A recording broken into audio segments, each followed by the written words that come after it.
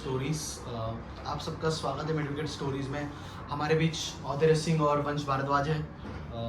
हाय औदर्य सिंह, हाय वंश भारद्वाज, कैसे हैं आप? और जो वंश भारद्वाज है वो क्रिकेट एनालिस्ट है, काफ़ी सालों से क्रिकेट के एनालिसिस कर रहे हैं, अच्छा एनालिसिस करते हैं, एक्सपर्ट है। तो उनके जो इंसाइट है वो काफ़ी रिसोर्सफुल होते हैं। और साथ ही साथ जो हमारे औदर्य सिंह है, वो औदर्य सिंह कई सालों से क्रिकेट खेल रहे हैं और जो बड़े बड़े स्टार्स हैं, यश धुल जो दिल्ली कैपिटल्स के लिए भी खेल चुके हैं और रणजी वंजी में भी खेलते हैं, तो ये उनके साथ भी काफ़ी खेल चुके हैं। और फिलहाल जो अर्पित राणा DPL में जो खेले थे क्रिकेट, ये उनके साथ भी काफ़ी क्रिकेट खेल चुके हैं और ये उनके ही कलीग्स हैं, स्कूल वूल में उनके साथ थे। तो आइए आप सबसे बहुत सारी बातचीत करनी। जो इंडिया की जो फिलहाल हार हुई है टेस्ट क्रिकेट में, वो बहुत ही शर्मनाक हार है न्यूजीलैंड के साथ। कहीं ना कहीं इंडिया को अपने ऊपर बहुत कंट्रोल करना है, इसके ऊपर हम पूरा डीप इंसाइट और जो उसकी जो क्या कमियां है वो सारी आज जानेंगे। हमारे जो बीच जो स्पेशल एनालिस्ट है दोनों, आइए उनसे कुछ सवाल पूछते हैं। तो सबसे पहला तो यही सवाल है कि क्या इंडिया क्वालिफाई कर पाएगा वर्ल्ड टेस्ट चैंपियनशिप में? वंश भारद्वाज जी, आप मुझे अपना ओपिनियन बताइए। तो सबसे पहले तो आपकी ऑडियंस को मेरा नमस्कार। और मैं कहूँगा कि ये क्वालिफिकेशन की बात उठी क्यों अभी। इससे पहले न्यूजीलैंड की सीरीज से पहले हम बात करते थे कि क्वालिफिकेशन कि हम किस बेसिस पे हैं, कौन इंडिया के साथ करेगा फाइनल, और हम ये बात कर रहे हैं क्या इंडिया कर पाएगी या नहीं। जी, इसका साफ सीधा कारण है कि इंडिया की जो स्पिन को खेलने का तरीका है वो उसका स्तर बहुत नीचे गिर चुका है। ये एक मेन कारण है कि हम बात कर रहे हैं इस बात की। और रही बात क्वालिफिकेशन की, तो अभी 50-50 है कि हो पाएगा नहीं हो पाएगा, तो मैं 50-50 कहूँगा। तो क्या लगता है आपको कि क्या इंडिया जीत पाएगी? जो चांसेस जो बन रहे हैं 4-1 से, तो क्या इंडिया क्वालिफाई कर पाएगी BGT में? आप एक बार बताइए। देखिए, मैं कहूँगा कि हम बात कर रहे हैं कि 5 मैचेस की टेस्ट सीरीज है इंडिया के पास, टेस्ट ऑस्ट्रेलिया की, लेकिन मैं को 5 का कहूँगा नहीं, मैं तो कहूँगा 4 की ही टेस्ट सीरीज है। क्योंकि रोहित शर्मा पहले ही एक साउथ अफ्रीका के खिलाफ बोल चुके हैं कि हमें एक टेस्ट मैच तो रवा होने के लिए लगता है, पहला टेस्ट मैच तो हम हारते ही हैं, उसके बाद हम जीतना शुरू करते हैं। तो 5 तो आप मान के चलिए कि हमारे पास 4 ही टेस्ट मैच है और उन 4 में से 4 हमें जीतने हैं। तो आप बताइए कि हम ऐसा क्या परफॉर्म कर सकते हैं, हम क्या बेटर परफॉर्म कर सकते हैं कि हम BGT में जो हमारे जो थोड़े चांसेस है, तब जो 4 टेस्ट हम जीत सकते हैं, तो क्या हमें क्या क्या इम्प्रूवमेंट करनी होगी कि हम वो चारों मैच जीत जाए कैसे भी करके, और एक हार भी जाए तो वो जो हारे भी ना हम 5 जीते। क्योंकि इंडिया बहुत अच्छी टीम है और जो टेबल टॉपर थी, जो न्यूजीलैंड के साथ बुरी हार हुई है, उसके बाद तो इंडिया अचानक से ही डाउन हो गई। मतलब तो आप अपना व्यूज़ बताइए। मैं तो ये कहूँगा कि इंडिया अच्छी टीम थी नहीं, इंडिया टीम अच्छी है और इंडिया ऐसी है कि वो कमबैक करना जानती है। हमने कमबैक टीम का नाम इसका रखा है। और रही बात कि क्या करना चाहिए, वो बेसिक क्रिकेट खेलनी चाहिए। अभी कोई आप टेस्ट मैच खेल रहे हो, आप उसमें टेस्ट मैच में T20 नहीं खेल सकते। मैंने भले T20 अभी कैप पहनी है, लेकिन इसका मतलब ये नहीं कि आप टेस्ट में T20 खेलिए। आप रोहित शर्मा टिक के खेले, चाहे 150 बॉल ले ले, 200 बॉल ले ले, 1 रन बनाए, 10 रन बनाए, 15 रन बनाए, लेकिन पिच पे रहे। क्योंकि हमें पता है कि वो ऐसा प्लेयर है, वो कभी भी एक्सीलेट कर सकता है, लेकिन उसको एक्सीलेट करने की जरूरत शुरुआत में है। इसके ऊपर ही सवाल है। अगला सवाल अब मेरा औदर्य सिंह जी से है कि आप मुझे बताइए कि जो अब तक टॉप 5 प्लेयर्स है WTC में, जो 2023 से लेकर 25 तक जो होना है, उसमें टॉप 5 बेस्ट प्लेयर कौन से हैं आपके हिसाब से? देखिए, बेस्ट प्लेयर तो इंडिया से हमेशा ही आपके जो पुराने चावल जो रहे हैं, रोहित शर्मा और विराट कोहली, यही सब जो है वो खेलते हुए आए हैं। तो रोहित शर्मा, विराट कोहली, जायसवाल, शुभमन गिल। और बॉलिंग में अगर हम देखें तो बॉलिंग में हमारी तरफ से विराट कोहली ने भी बोला था वर्ल्ड कप जीतने के बाद कि जसप्रीत बुमराह जो है हमारे लिए एक जेम की तरह है। तो जसप्रीत बुमराह का मैं यहाँ पे नाम लूँगा। और अगर इंडिया में जैसे मैच होता है, वंश जी आपने भी देखा होगा भी, तो अभी जो हाल फिलहाल में मैचेस हुए उसमें वाशिंगटन सुंदर ने बहुत अच्छा किया। बिल्कुल सही बोल रहे हैं। वाशिंगटन सुंदर की एक बात मेरे को बहुत अच्छी लगती है कि वो बैटिंग अच्छी कर लेते हैं। हाँ। आप ये नहीं कह सकते कि एक्स फैक्टर दोनों तरफ से है, बैटिंग से भी और अपनी बॉलिंग से भी। तो वो एक एक्स फैक्टर हमें इंडिया के अंदर, और BGT 2000 जो पिछले साल वाला हुआ था, उसमें भी उनका एक अहम भूमिका थी हमें जिताने में मैच। वो बात भी आपकी ठीक है, पर हम वाशिंगटन सुंदर को फाउंड करने के चक्कर में हम अक्षर पटेल को भूलते चले जाते हैं। ये बिल्कुल सही बात बोली, क्योंकि अभी BGT में भी मेरे को लग रहा था अक्षर पटेल की जगह बनेगी, लेकिन वो गायब हो गए एकदम से। सिलेक्शन कमेटी ने थोड़ा सा तो कहीं ना कहीं इंडिया को अपने ऑलराउंडर पे मतलब थोड़ा फोकस करना पड़ेगा। हाँ, अभी जो बिल्कुल। इंडिया के पास जो ऑलराउंडर है, रविंद्र जडेजा, अश्विन, वाशिंगटन सुंदर, अक्षर देखिए, पटेल, मैं- मतलब कंपटीशन काफ़ी ज़्यादा है। तो आप एक बार बताइए कि हम इन चारों में से टेस्ट क्रिकेट में कहीं ना कहीं हम मैक्सिमम से मैक्सिमम 2 या 3 को ही खिला सकते हैं। देख तो देखिए मैं एक बार देखिए, बोलिए, आप बोलिए। हाँ जी बिल्कुल, धन्यवाद आपका।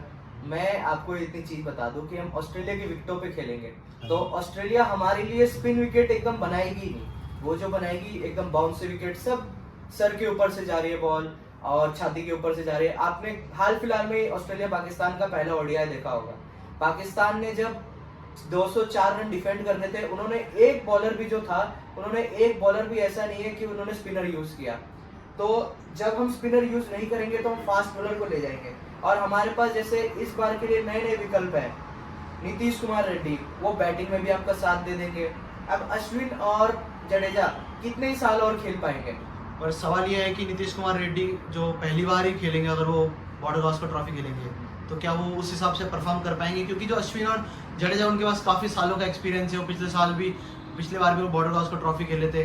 तो क्या एक्सपीरियंस मैटर करता है? देखिए, एक्सपीरियंस जरूर मैटर करता है, पर अगर हम 2021 वाला बॉर्डर गावस्कर ट्रॉफी उठा के देखें, जो लास्ट के 2 मैच थे सिडनी और आपके गाबा में, उसमें हमने नए नए लड़कों को चांस दिया। वॉशिंगटन सुंदर को दिया था। वॉशिंगटन सुंदर तो पता ही उन्होंने क्या किया था। वॉशिंगटन सुंदर और सरदुल ठाकुर ने मिलकर एक लाजवाब फर्स्ट इनिंग में उन्होंने पारी खेली, ताकि आगे फिर अगर हम नए लड़कों को मौका नहीं देंगे और अगर हम एक्सपीरियंस के पीछे चल जाएंगे तो हमारी टीम कोई जिम्बाब्वे से कम नहीं हो जाएगी। नहीं, मैं इस पे इनसे थोड़ा अलग ओपिनियन रखता हूँ कि एक्सपीरियंस तो आप लेकर जाओ, साथ साथ में 1 या 2 नए लड़के भी खिलाओ। हाँ जी, ऐसा नहीं है बिल्कुल। कि आप बिल्कुल ही पूरी नई टीम उतार दोगे। हाँ। नई टीम उतार दोगे तो फिर आप, पाकिस्तान का हाल आपने देखा T20 वर्ल्ड कप में बिल्कुल, कैसा सही हुआ, बात है। पूरा धुल गई, किसी को पता ही नहीं है कि कैसे खेलना है। वैसा हमें नहीं चाहिए, हमें थोड़ी देर एक्सपीरियंस चाहिए, साथ में 2 या 3 एक नए खिलाड़ी जो आपका कह सकते हो कि उनको हम मौका दे रहे हैं, कोशिश कर रहे हैं एक्सपीरियंस गेन करने का, वो करना चाहिए। बिल्कुल बिल्कुल।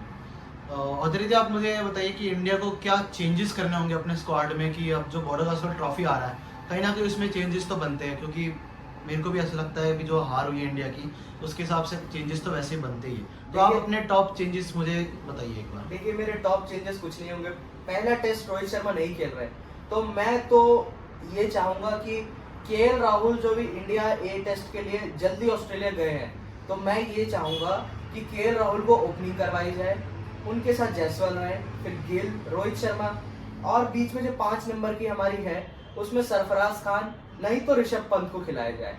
और बाकी आपकी फिर हम 4 बॉलिंग ऑप्शंस के साथ उतरे, जिसमें से 3 पेस बॉलर हमारे हो और अश्विन जडेजा में से हम किसी एक को खिलाएं।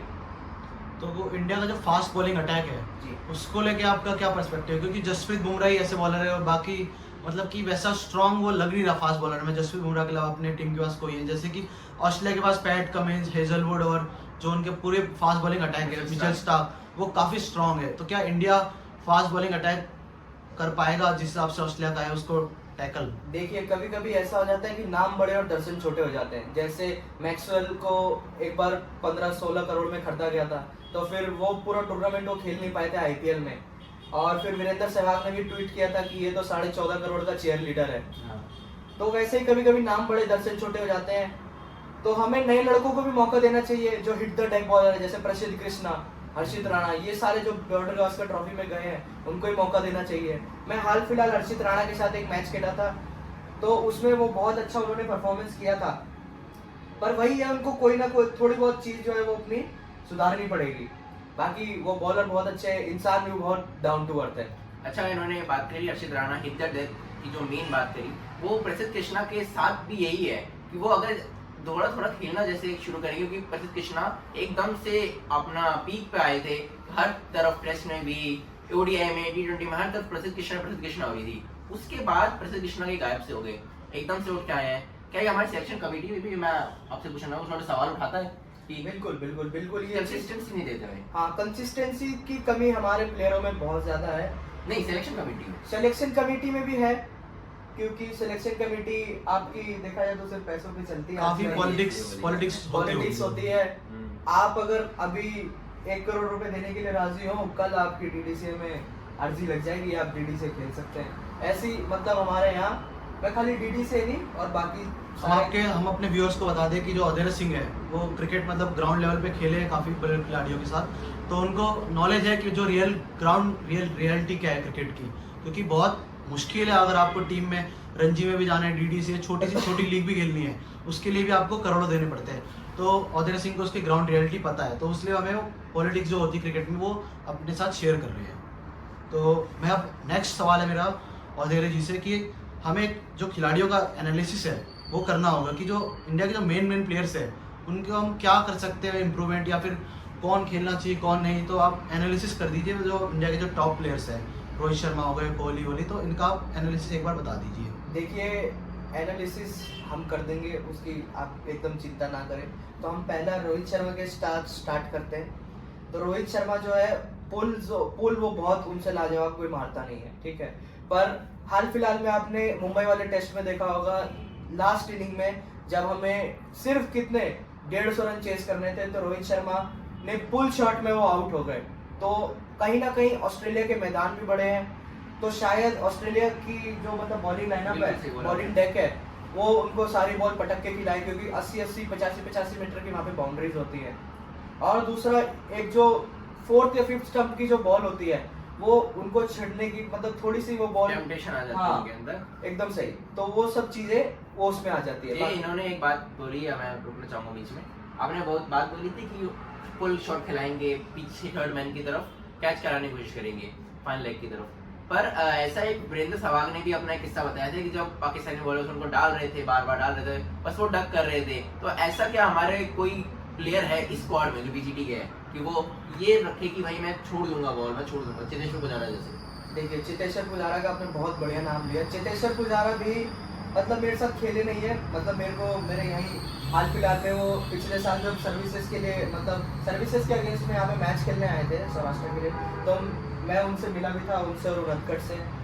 तो क्या है कि जो इस स्क्वाड में हमारे प्लेयर्स हैं जैसे विराट कोहली, रोहित शर्मा, इनको खुद ब खुद रिस्पॉन्सिबिलिटीज उठानी होगी कि मैं अगर अच्छा खेलूंगा तो पूरी टीम उस बेस पे अच्छा खेल सकती है। तो यही सब चीज़ें हैं। और बाकी आप कुछ कहना नहीं, बस मैं ये पूछ रहा क्या ये खिलाड़ी अभी रेडी हैं सर्विस सॉरी अपने रिस्पांसिबिलिटी लेने के लिए? रिस्पॉन्सिबिलिटी लेने के लिए तो सभी रेडी होते हैं, बस थोड़ा सा अभी सबको ही हीरो बनने का शौक है, तो सब आजकल अभी सुपरस्टार बन सकते हैं। तो यही है बस। आजकल तो क्रिकेट पिच से ज्यादा पीआर में ज्यादा खेली जा रही है। आजकल क्रिकेट पिच से ज्यादा मुंबई में खेली जा रही है और इनके साथ पार्टी हो रही है शुभमन गिल की, ईशान किशन की।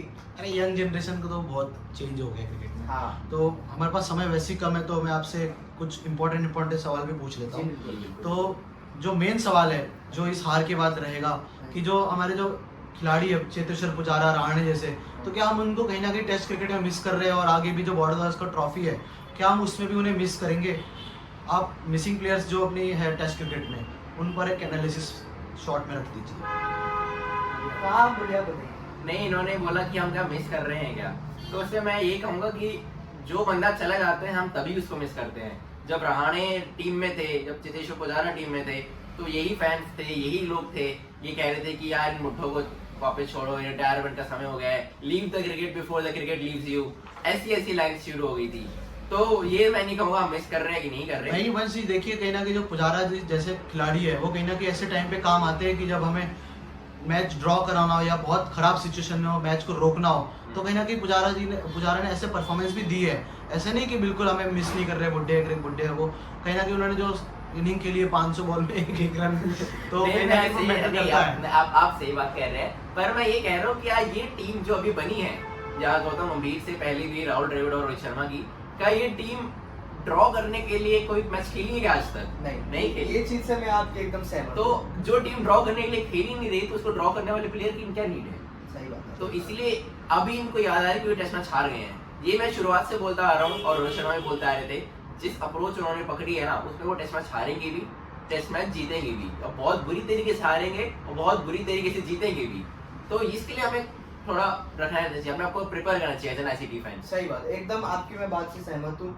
और मैं इसमें 2 लाइन और अपने ऐड कर दूंगा कि जो हम रहाणे को, जैसे इन्होंने बोला कि बुढ़े प्लेयर्स हैं, ठीक है, तो हम सही बात है, एज अ आईसीटी फैन जब इंडिया टीम आती है तो दिल से दुख होता है। जब वो 2023 का हम लोग वर्ल्ड कप हारे थे उसमें बहुत दुख हुआ था, 2-3 दिन तक मैंने खाना भी नहीं खाया था। तो जब विराट कोहली को 2021 वाले एडिलेड टेस्ट में जिसमें हम 36 पे ऑल आउट हो गए थे, फर्स्ट इनिंग में जो विराट कोहली को जो थोड़ा सा मिसकम्युनिकेशन होता उसके चक्कर में जो रहाणे आउट हुए, मतलब नहीं रहाणे नहीं सॉरी, जो विराट कोहली आप रन आउट हुए, वो रन आउट होने के बाद हमने बहुत गाली दी।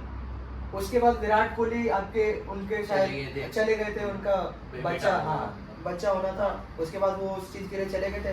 बाकी हमने उस चीज को हम उसी टाइम भूल गए जब उन्होंने मेलबर्न में अगले मैच में बॉक्सिंग डे टेस्ट मैच में उन्होंने सेंचुरी मारी, और उनकी कैप्टनसी के अंदर हम देखा जाए तो हम पिछला बीजीटी टेस्ट उन्हीं की कैप्टनसी के अंदर हम जीते हैं। तो मैं ये कहूँगा कि हाँ कहीं ना कहीं हम लोग जरूर इन मतलब पुराने प्लेयरों को मिस करेंगे। जैसे हम पहले जब पुजारा और रहाणे खेला करते थे तो हम सचिन को, हाँ एकदम सही, राहुल द्रविड़ को, इवन कुंबले, जहीर खान, हम इनको मिस करते थे। तो जो जैसे जा रहे वो तो जाएंगे ही, और जिसको रहना है वो तो रहेगा ही अपनी परफॉर्मेंस के बेसिस पे। तो सवाल ये रहेगा कि मैं आपसे ये पूछना चाहता हूँ कि जब जो टेस्ट मैच होना है बॉर्डर गावस्कर ट्रॉफी, उसको लेके काफ़ी क्रेज़ और जो हाइप बनी, सारे टिकटें सोल्ड आउट है सब, तो फैंस को भी काफ़ी उम्मीद है कि जो अपनी टीम है वो क्वालिफाई करे, कैसे भी करके जीते। तो कहीं ना कहीं जीतने के लिए काफ़ी फैक्टर्स मैटर करते हैं, अच्छे खिलाड़ियों का होना, टॉप फैक्टर्स कौन रहेंगे, वो सब। तो क्या लगता है कि जो हमारे जो एक्स फैक्टर्स रहेंगे टीम में, वो कौन से खिलाड़ी रहेंगे? एक्स फैक्टर मैं कहूँगा हमारी टीम के लिए जसप्रीत बुमराह। अगर जसप्रीत बुमराह तेजी से अपना विकेट्स का टैली जो है इस सीरीज में बढ़ाएंगे तो मैं कहूँगा हमें बहुत आसानी होगी रन टारगेट चीज करने में, क्योंकि ये एक ऐसी पिच है जहाँ पे जो बॉलर्स को बहुत ज़्यादा सपोर्ट करती है। तो बैट्समैन के लिए नाइटमेयर आप कह सकते हो, लेकिन अगर आप बॉलर्स हमारे इसको अपॉर्चुनिटी को ग्रैस्प कर लें तो बिल्कुल ही जसप्रीत बुमराह मेरा एक्स फैक्टर है। स्वयं जी आप बताइए कि जो हमारे जो नए खिलाड़ी, जैसे आपने बात करी हर्षित राणा और ये सब, इन सब के बारे में, तो क्या इन सब खिलाड़ियों को भी जो बॉर्डर गावस्कर ट्रॉफी है उसमें खेलने का मौका देना चाहिए या नहीं? बिल्कुल। हम अब जैसे अब आपको सारे मैच जीतने ही है, ठीक है। आप अगर 3-0 से अगर लीड पे भी चल रहे हैं, अगर हम 3 मैच भी जीत गए पहले के, और हम अगर आगे लीड पे भी चल रहे हैं, तो हमें वही टीम के साथ आगे कंटिन्यू करना चाहिए। और अगर बीच में आपकी कोई मतलब इंजरीज आ गई या कुछ मतलब ऐसा चीज हो गया जिससे प्लेयर नहीं खेल पा रहे हैं, तो उन प्लेयर को उसी टाइम रिप्लेसमेंट और रिप्लेस कर देना चाहिए। हमें उनको आगे के लिए मतलब नहीं लेके जाना चाहिए। अभी हम जैसे इंडिया टीम की इन्होंने बताया एक्स फैक्टर मतलब जसप्रीत बुमराह हो सकते हैं, तो मैं आपको एक चीज बताऊं कि ऑस्ट्रेलिया की तरफ से भी ट्रेविस हेड जैसे प्लेयर हैं जो कि ओपन करेंगे ऑस्ट्रेलिया के लिए, वो एक हो सकते हैं एक्स फैक्टर वहाँ से। एलेक्स कैरी, मैं बहुत बड़ा यहाँ पे बयान दूंगा, एलेक्स कैरी जो है वो बहुत अंडररेटेड प्लेयर है ऑस्ट्रेलिया के। बड़े बड़े मौकों पे उन्होंने वो एकदम शाइन होके आए हैं, एक वो एक्स फैक्टर हो सकते हैं। और बोलैंड ने तो पिछले इंग्लैंड सीरीज में बता ही दिया था कि वो कौन है। तो ये ऑस्ट्रेलिया की तरफ से भी कुछ मतलब बड़े नाम है, बड़े नाम तो नहीं, मतलब एक्स फैक्टर है। बड़े नाम में तो फिर वही आपके स्टीव स्मिथ, मार्कस लबुशेन ये सब आ जाता है। स्वयं जी आप ये बताइए, आपने ग्राउंड लेवल पे भी मयंक यादव और जो हर्षित राणा इन सब की बॉलिंग और इन सबको खेल रखा है, तो जो इनकी जो रफ्तार है, बॉलिंग की जो स्पीड है इनकी 140 150 जो भी है, तो क्या लगता है कि जो आने वाले जो इंडियन टीम में जो फास्ट बॉलर की नीड है, तो क्या जैसे ऑस्ट्रेलिया के जो फास्ट बॉलर है मिचेल स्टार्क, उनका जो अलग ही खौफ रहता है, तो इंडिया उस हिसाब से फास्ट बॉलर निकालता नहीं है, मतलब कि उस लेवल के प्रॉपर फिटनेस और एक स्पीड मेंटेन हो 150 प्लस की, जैसे पाकिस्तान का शोएब अख्तर वो सब थे। तो क्या हर्षित राणा और ये मयंक यादव ये सब भी वैसा पोटेंशियल रखते हैं? क्योंकि आप ज़्यादा जानते हैं, आप ग्राउंड पे भी उनके साथ खेले हैं। देखिए पोटेंशियल तो सारे ही प्लेयर रखते हैं, कौन अच्छा कर सकता है कौन नहीं कर सकता वो उनके खुद के ऊपर डिपेंडेंट होता है। तो मैं एक चीज़ यहाँ पे आपको बता दूँ, जैसे आपने नाम लिया हर्षित राणा और मयंक यादव हो गए, प्रसिद्ध कृष्णा हो गए, इनकी कुछ ना कुछ कमियां ज़रूर होती है। तो इनको अपने इस चीज़ पर बहुत ही ज़्यादा मतलब फोकस होके और मतलब ये ऐसी इनको सीरीज खेलनी चाहिए, मतलब इतनी इनको मेहनत करनी चाहिए कि हम जैसे 100 हम कहीं भी जाते हैं तो बोलते हैं कि हम अपना 100% दें, तो यहाँ पे हमें कम से कम 1000 से 1500% हम लोग को यहाँ पे अपनी मेहनत डालनी पड़ेगी, ताकि हम ये सीरीज 4-0 या 4-1 से हम जीत के वर्ल्ड टेस्ट चैंपियनशिप में आगे जा पाए। अच्छा, इसमें आपने बात करी थी कि मिचेल स्टार्क जैसे एक बड़े खिलाड़ी की बात करी। मिचेल स्टार्क बड़ा खिलाड़ी बना क्यों? कंसिस्टेंसी की वजह से। हाँ जी बिल्कुल। अब आप कंसिस्टेंट परफॉर्मेंस दे रहे हैं, कंसिस्टेंसी अपनी लाइन लेंथ मेंटेन कर रहे हैं, आप इसके साथ अपनी कंसिस्टेंटली टीम में के अंदर है, तो इसे सिलेक्टर का भी एक बहुत बड़ा रोल मैं कहूँगा इसमें है प्लेयर्स को बनाने के ऊपर शुभमन गिल को बनाया। अब ऐसी जो फास्ट बॉलर्स हैं, जैसे बुमराह को भी वैसे सिलेक्टर्स नहीं बनाया और धोनी ने मिलकर, तो ये सिलेक्टर्स के ऊपर भी जिम्मेदारी है कि अपने जो नए खिलाड़ी हैं इनको ग्रूम करें अच्छे से। देखिए अब मेरा आपसे एक सवाल रहेगा कि जो मैच होने हैं अब एंड में वही बात की प्रेडिक्शंस क्या रहेगी, तो आप दोनों अपनी प्रेडिक्शंस एक बार करेंगे कि क्या सिनेरियो रहेगा। अब मैं ख्याल से 4-0 से इंडिया जीत सकती है। क्या आपको क्या लगता है अधीर जी?